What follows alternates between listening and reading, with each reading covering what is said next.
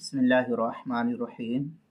جنابت یعنی حد سے اکبر سے حرام ہونے والے اعمال کی کچھ مختصر سی تفصیل۔ جنابت کی وجہ سے چند اعمال ایسے ہیں جس کا پڑھنا اور جس کا کرنا شریعت نے ممنوع قرار دیا ہے۔ ان میں سے اگر کسی شخص کو جنابت ہو جائے تو مسجد میں داخل ہونا،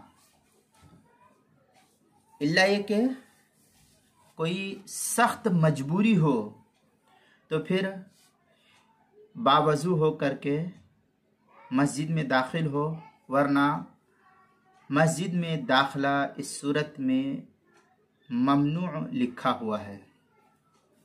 دوسرے یہ کہ قرآن مقدس کی تلاوت کرنا یہ بھی منع ہے۔ تیسرے کہ خانہ خدا، بیت اللہ، کعبہ شریف، بیت اللہ کا طواف کرنا یہ بھی منع ہے۔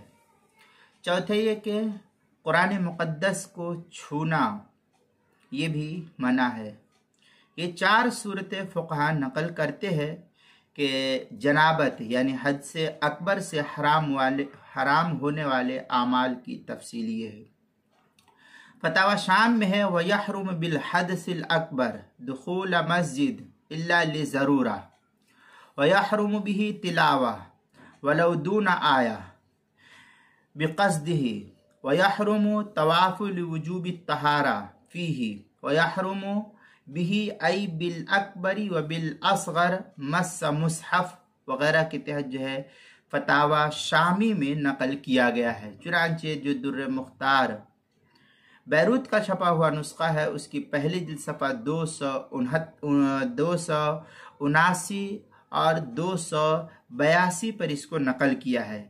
فتاوی شامی کا جو ہندی نسخہ ہے زکریہ بک ڈپو دیوبند کا، اس کی پہلی جلد صفحہ 311 سے 315 تک میں یہ تفصیل نقل کی گئی ہے۔